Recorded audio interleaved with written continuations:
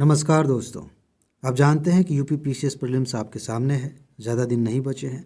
इनमें भी अगले 7 दिन आपकी सफलता के लिए बहुत ही ज़्यादा महत्वपूर्ण है। इन 7 दिनों में आप अपनी तैयारी को कैसे मैनेज करते हैं, खुद को कैसे मैनेज करते हैं, इस बात पर काफ़ी हद तक आपकी सफलता निर्भर करती है। कुछ ऐसी बातें हैं जो मुझे लगता है कि आपको ध्यान में रखना चाहिए ताकि आप इस बार आराम से प्रीलिम्स क्वालिफाई कर सकें। इसीलिए मैं आपको कुछ बातें बताने जा रहा हूं। इस समय आप अगर सिर्फ इसी पर ध्यान देते हैं तो आप आराम से प्रीलिम्स क्वालिफाई कर सकते हैं। समय ज़्यादा नहीं बचा है, इसलिए हम भी ज़्यादा इधर उधर की बातें नहीं करेंगे। टू द पॉइंट, वही बात जो आपके काम की है। आप इस समय, इस बचे हुए समय में सिलेबस को कंप्लीट करने के चक्कर में अगर पड़ेंगे तो समस्याएं होंगी। बहुत सारे लोगों को लगता है कि यार सब तो पढ़ लिया है, ये एक टॉपिक छूट रहा है, ये वो चीज़ छूट रही है। इस चक्कर में वो जो पढ़ सकते हैं, फिर से दोहरा सकते हैं, उसे छोड़कर कुछ नया पढ़ने लग जाते हैं। और इस वजह से भी पढ़ते हैं क्योंकि एग्ज़ाम के टाइम पर सेम चीज़ बार बार पढ़ने का मन नहीं करता। ये नेचुरली सबके साथ होता है, आपके साथ भी हो रहा है। तो कुछ दिन की बात है, झेल लीजिए। उसके बाद से आपने निकाल लिया एग्ज़ाम, इससे छुटकारा मिल जाएगा। लेकिन इससे भागने के लिए कुछ नई नई चीज़ें पढ़ना शुरू कर दिया और खुद को झूठी तसल्ली दे रहे हैं कि नहीं हम कुछ नया सीख रहे हैं, उससे कुछ नहीं होगा। जो आपने पढ़ा है वो भी भूलेगा, नुकसान होगा। बाद में आप प्रेशर में आ जाएंगे और बहुत सारे क्वेश्चन आप गलत कर देंगे। इसीलिए इस हफ्ते नया टॉपिक शुरू मत करिए, वही दोहराइए जो पहले से आपने पढ़ा हुआ है। अगर आपने करंट अफेयर की नोट ली है, आपने 34 साल वाली नोट ली है, आप तो इस समय कुछ ही मिनटों में दोहरा रहे होंगे क्योंकि बहुत संक्षिप्त में नोट है। मैं लगातार सबूत दिखा रहा हूँ। पिछली बार ही आपको मैंने 93 प्रश्नों के सबूत दिखाए थे, उसे दोहराइए। और अगर आपने नोट नहीं ली है, आपको लगता है कि तैयारी अच्छी नहीं हुई है, डर लग रहा है, तो अभी ले लेना चाहिए, समय है, आप कई बार दोहरा सकते हैं इस बचे हुए समय में। ठीक है, फिलहाल ये पहली बात है जो आपको ध्यान रखनी है कि सिलेबस में अगर कुछ छूट रहा है, किसी ने कह दिया कि ये भी पढ़ लो, नहीं पढ़ना है, बात ख़त्म। इसमें भी मैं नॉर्मली ये रिकमेंड नहीं करता कि आप इस समय नोट लें, इसलिए कह रहा हूँ कि वो चीज़ें हैं जो आपने पहले से पढ़ी हैं, उन पढ़ी हुई चीज़ों में से निकाल कर वो बातें जो बार बार पूछी जा रही हैं वो आपको दी जा रही हैं। इसलिए मैं कह रहा हूँ, वरना मैं मना कर देता, आप नोट मत लीजिए। ठीक है, तो फिलहाल ये चीज़ आपने ध्यान रखी। दूसरा जो पॉइंट है, फिलहाल अगर आपको नोट लेना होगा तो पहले मेरी बात सुन लीजिए। वीडियो के लास्ट में व्हाट्सएप नंबर दे दूंगा। इस समय सबसे ज़्यादा उन्हीं टॉपिक्स को पढ़िए जहाँ से ज़्यादा प्रश्न आते हैं। मैंने आपको टॉप 10 टॉपिक्स की सीरीज़ दी है, 70 टॉपिक्स मैंने बताए हैं। मेरा ख्याल है कि इन 70 टॉपिक्स के अलावा आपको कुछ भी, एक टॉपिक भी एक्स्ट्रा नहीं पढ़ना चाहिए। ये सिर्फ 70 टॉपिक, 70 प्रश्न ही लेके नहीं आएंगे, 100 से ज़्यादा प्रश्न यहीं से पूछे जाएंगे। आप इस समय सिर्फ इन्हीं टॉपिक्स को ध्यान में रखते हुए पढ़ाई करिए। प्लेलिस्ट बनी हुई है, वीडियोस पड़ी हुई हैं, आप उन्हें देखिए। और मैंने ऐसे ही नहीं बना दिया कि चलो बना देते हैं, कुछ भी बता देते हैं। आप देख रहे हैं 34 वर्षों का विश्लेषण किया गया, उसके आधार पर ये 70 टॉपिक्स निकाले गए हैं। उसमें से संबंधित जो प्रश्न पूछे गए हैं, जो तथ्य हैं, वो आपको नोट में दिए गए हैं। तो आप नोट पढ़ रहे हैं तो बहुत अच्छी बात है। नोट आपके पास नहीं है, कोई बात नहीं, आप इन 70 टॉपिक्स को इस समय सबसे ज़्यादा फोकस में रखिए। वही टॉपिक्स पढ़िए जहाँ से प्रश्न आने की संभावना बहुत ज़्यादा है। और इसमें आपकी राय या मेरी राय मायने नहीं रखनी चाहिए, इसमें तथ्य मायने रखना चाहिए कि क्या सच में यहाँ से प्रश्न आते हैं। अभी समय बचा है, PYQ आप देखेंगे, समझ में आ जाएगा, यहीं से प्रश्न आ रहा है। अगली चीज़ जो आपको ध्यान रखनी है 7 दिनों में, कि अलग से 1 घंटे निकालिए, सिर्फ 1 ही घंटे निकालिए और यूपी स्पेशल पर थोड़ा ध्यान दीजिए। इसमें बजट भी है, यूपी की योजनाएं हैं, यूपी से संबंधित करंट अफेयर है, उसको थोड़ा सा आप देखिए, अलग से रिवाइज करिए। क्योंकि करंट अफेयर कई बार यूपी स्पेशल से क्वेश्चंस ज़्यादा आ जाते हैं और इसकी वजह से लोग वो हो जाते हैं, मतलब हक्के बक्के रह जाते हैं। क्या नॉर्मली यूपी स्पेशल से कम क्वेश्चंस आते थे, अचानक से आ गए, क्या करेंगे आप। तो यूपी स्पेशल पे मुझे लगता है कि क्वेश्चंस धीरे धीरे बढ़ रहे हैं, बढ़ने चाहिए।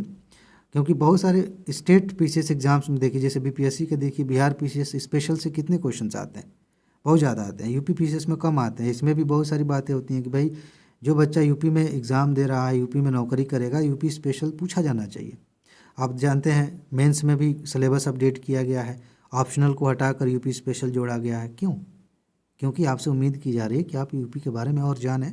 तो यूपी स्पेशल पे 1 घंटे आप डेली दे सकते हैं, प्रैक्टिस कर सकते हैं, जो याद करने वाली चीज़ें हैं याद कर सकते हैं। और तीसरी इसके बाद चौथी बात जो है, करंट अफेयर में मैंने आपको बताया लगभग 5.5 घंटे की 5 घंटे 40 मिनट की वीडियो मैराथन वाली, वो इस समय ज़्यादा इंपॉर्टेंट है। सबूत मैं वहाँ से भी दिखाऊंगा, स्क्रीनशॉट दिखाऊंगा, वो आप देख लीजिए।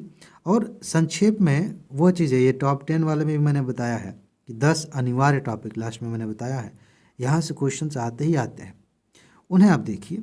जो महत्वपूर्ण रिपोर्ट्स हैं उन्हें देख लीजिए, जो स्कीम्स हैं, अवार्ड्स हैं, समिट हुए हैं, इनको एक बार देखिए। महत्वपूर्ण हाइलाइट्स हैं वो सारी चीज़ें, जो काम की चीज़ें हैं। कहानी इस समय पढ़ने का मौका नहीं है, इधर उधर की बात ज़्यादा देखने की ज़रूरत नहीं है। मैंने करंट अफेयर पे भी बताया कि कहाँ कहाँ आपको फोकस करना है, ठीक है, ये कर लीजिए। इसके बाद अगली चीज़ जो आपको करनी चाहिए इस समय, कि हर दिन कम से कम एक मॉक टेस्ट दीजिए, कहीं से भी अरेंज कर लीजिए। अगर आपने किसी कोचिंग को ज्वाइन किया कोई बात नहीं, कहीं से टेस्ट सीरीज लिया कोई बात नहीं। इस साल तो हमने समय नहीं मिला मुझे, तो टेस्ट सीरीज नहीं बनाया, लेकिन जो नोट है उस तो आप रिवाइज़ करें, वहाँ से फ़ायदा होगा ही, लेकिन फिर भी प्रैक्टिस आपको करनी पड़ेगी। उसके कई फ़ायदे हैं, मैंने कई बार आपको बताया है कि प्रैक्टिस करना क्यों ज़रूरी है। तो प्रैक्टिस करिए और साथ ही साथ आप देखिए कि गलतियाँ कहाँ हो रही हैं। अभी मौका है, गलती में आप सुधार कर सकते हैं। एग्ज़ाम में जो गलती होगी उसमें कोई सुधार नहीं होगा, उस पर तो सिर्फ रिजल्ट आएगा। तो आप अभी डेली एक टेस्ट दीजिए, टेस्ट देने के बाद देखिए कहाँ गलती हुई, उसकी एनालिसिस करिए और अगले टेस्ट में वो गलती मत दोहराइए। ये चीज़ आप कर सकते हैं, इसका फ़ायदा होगा। इसके बाद एक चीज़ आप और करिए, सीसैट को हल्के में लेके मत चलिए। अगर आप सोच रहे हैं कि ठीक है मेरी तैयारी बहुत अच्छी हो गई है, जैसा होगा देख लेंगे, या सोच रहे हैं कि लास्ट में हम पढ़ लेंगे, 2 दिन सिर्फ सीसैट पढ़ेंगे, ये सब मन को बहलाने वाली बातें होती हैं। अनुशासन में रहिए। कम से कम 20 से 25 प्रश्न इस समय सीसैट के हर दिन आप हल करिए, हर दिन। जहाँ से ज़्यादा प्रश्न आ रहे हैं, मैंने इसके बारे में बात किया है, मैंने वीडियो भी बनाया है कि कौन कौन से टॉपिक्स ऐसे हैं जहाँ से सीसैट में क्वेश्चंस आते हैं। देखिए उसे, उसके आधार पर टॉपिक्स चुनिए, प्रैक्टिस करिए, पीवाईक्यू वाले क्वेश्चंस लीजिए, उन्हें हल करके देखिए। सीसैट को हल्के में नहीं लेना है। इस समय आप हर दिन 20 से 25 प्रश्न हल करिए। ज़रूरी नहीं है कि आप रोज़ सीसैट का भी एक पेपर लगाएं, बिल्कुल ज़रूरी नहीं है। 25 प्रश्न भी कर रहे हैं और वहाँ से कर रहे हैं उस सेक्शन से जहाँ से क्वेश्चंस पक्का पता है कि यहाँ से आएगा, ऐसे आएगा, आपका काम हो जाएगा, ठीक। इसके बाद सीसैट में यूपीपीसीएस का सीसैट ऐसा है कि कुछ चीज़ें आपको याद करनी होती हैं, कुछ ट्रिक्स होते हैं, कुछ फार्मूले होते हैं, वो आप याद कर लीजिए, रट लीजिए, उससे ज़्यादा लाभ मिलेगा। इसके बाद 7वीं बात, एक रिवीजन साइकिल बनाइए और उसमें आप एक बात हमेशा ध्यान रखिए कि आप जितना अधिक रिवीजन करेंगे उतना अधिक लाभ होगा। अगर आपके मन में ख्याल आ रहा है कि समय निकल रहा है, कुछ पढ़ा नहीं है, इसका मतलब है कि आप पढ़ाई नहीं कर रहे हैं। आप तुरंत रिवीजन में लग जाइए, तुरंत आपका कॉन्फिडेंस बढ़ जाएगा, चीज़ें याद आने लगेंगी। तो रिवीजन जितना आप करेंगे उतना अच्छा रहेगा। और साइकिल बनाने का मतलब ये है कि आपने आज ज्योग्राफी रिवाइज़ किया, आज ही हो सकता है कि आपने इकॉनमी भी रिवाइज़ किया है, उसके बाद हो सकता है कि रात होते होते आपने इतिहास रिवाइज़ किया। इस तरह से क्रम बनाइए। ये नहीं कि हमने भूगोल पढ़ लिया, रिवाइज़ कर लिया, अब पता नहीं इसका नंबर कब आएगा। एक निश्चित साइकिल होनी चाहिए और आप अपनी क्षमता देख सकते हैं कि एक दिन में कितने विषय रिवाइज़ कर पा रहे हैं। मैंने जो नोट दी है, मैंने शुरू में ही बताया कि वो आप चाहें तो एक दिन में सारे विषय रिवाइज़ कर सकते हैं कुछ ही घंटे में। तो आप वो लेते हैं तब तो एक ही दिन में आप सारे विषय कई बार रिवाइज़ कर पाएंगे। आपने अपनी खुद की नोट बनाई होगी, किताब लिया होगा, कहीं से भी आपने पढ़ा होगा, तो उसकी एक साइकिल बनाइए और निश्चित समय पे हर विषय को पर्याप्त समय मिलना चाहिए, कम से कम उतना तो मिलना चाहिए जितना उसका महत्व है, ठीक है।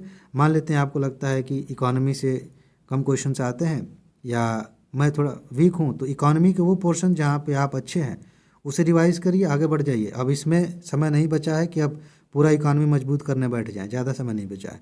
फिर अगला नंबर आया इकॉनमी, फिर आएगा घूम के, फिर आप उन चीज़ों को पढ़िए जो इंपॉर्टेंट हैं, फिर आगे बढ़िए। इस तरह से आप साइकिल बनाएंगे, हर विषय पे प्रॉपर ध्यान देंगे, बढ़िया रिवीजन होगा। इसमें सीसैट को भी शामिल करिए, क्योंकि सीसैट में भी कुछ चीज़ें होती हैं जिनको रिवाइज करना पड़ता है, याद करना पड़ता है। इसके बाद अगला पॉइंट आप देखिए क्या है कि हर विषय में कुछ ऐसे तथ्य होते हैं जो बहुत इंपॉर्टेंट होते हैं। लिस्ट होती है, जैसे फसलों के उत्पादन वाली लिस्ट हो जाए, जैसे करंट अफेयर में तो लिस्ट ही लिस्ट है। मान लेते हैं कि दिवस पूछ लिए जाते हैं, पॉलिटी में अनुच्छेद पूछ लिए जाते हैं, ये सब तथ्यों की लिस्ट है। उन्हें आप रिवाइज तो कर ही रहे हैं विषयों के साथ, उनके लिए अलग से रात में कम से कम 1 घंटा समय दीजिए। रिवाइज जो साइकिल चल रही है चलने दीजिए। रिवाइज करने के लिए जो तथ्य हैं, इंपॉर्टेंट फैक्ट हैं, उनके लिए अलग से हो सके तो आप एक लिस्ट बना लीजिए कि इस विषय में, पॉलिटी में मुझे 30 चीज़ें अच्छे से याद कर लेनी है, रट लेनी है। हिस्ट्री में ये चीज़ें रटने वाली हैं, इनको देख लेना है। रात में आप उन्हें देख कर सोइए। इसका फ़ायदा ये होगा कि आपने पहले भी पढ़ा है, रात में देख के सो रहे हो, धीरे धीरे दिमाग में बसेंगी। रात में आप वीडियोस देख के सोएंगे, स्ट्रेटजी देख के सोएंगे, प्लानिंग करके सोएंगे, कोई फ़ायदा नहीं होगा। आप तथ्य देख के सोएंगे, अच्छी नींद भी आएगी, जल्दी नींद आ जाएगी। इनफैक्ट आप तथ्य देखेंगे, जल्दी से नींद आ जाएगी। आप उन्हें देख कर सोइए, दिमाग में रात भर में वो सेव हो जाएंगी। सुबह आप भले ही आपको लगे कि कुछ समझ में नहीं आ रहा, आपके सबकॉन्शियस माइंड में धीरे धीरे उतर जाएगा। 7 दिन में आपने हर विषय के सारे महत्वपूर्ण चीज़ें, सारे तथ्य देख लिए, बहुत लाभ होगा, बहुत मज़ा आएगा। इसके अलावा एक चीज़ और है जो आपको ध्यान रखनी है। नॉर्मली हम प्रैक्टिस जब करते हैं तो अगर कोचिंग में आपने प्रैक्टिस किया है तो वहाँ पे तो आपको मिलती हो मार्कशीट, लेकिन आपने अगर कहीं से अरेंज किया है, कहीं से फ़ोटोकॉपी की दुकान से टेस्ट खरीद लिया है, तो वहाँ हम ट्रिक लगा के आगे बढ़ जाते हैं। ये नहीं करना। इस बचे हुए समय में बाकायदा आप गोला भरिए, क्योंकि इसमें भी समय लगता है, टाइम मैनेज करना है। इसमें भी कई बार ABCD में आपको लगता है कि सी सही है, गोला भर दिया है D का। कई बार ऐसा होता है जल्दबाजी में। तो या फिर इस रो में क्वेश्चन नंबर 5 का हमें गोला भरना था, क्वेश्चन नंबर 6 का गोला भर दिया है। इसकी भी प्रैक्टिस बहुत ज़रूरी है, ताकि आप इसमें समय भी मैनेज कर सकें, आप इसमें एक्यूरेसी मैनेज कर सकें। पता चला कि इतना मेहनत से पढ़े थे, उत्तर भी सही समझ में आ गया था, लेकिन गोला गलत भर दिया।